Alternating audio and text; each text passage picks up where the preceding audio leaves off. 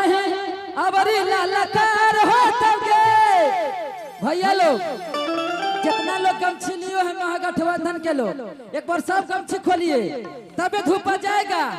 अरे हमरा ला न खोलबा त खुशिया ला खोल दा लीची लेबा हो। आ सब लोग फहराइए बिहार में तेजस्वी के सरकार वाला को।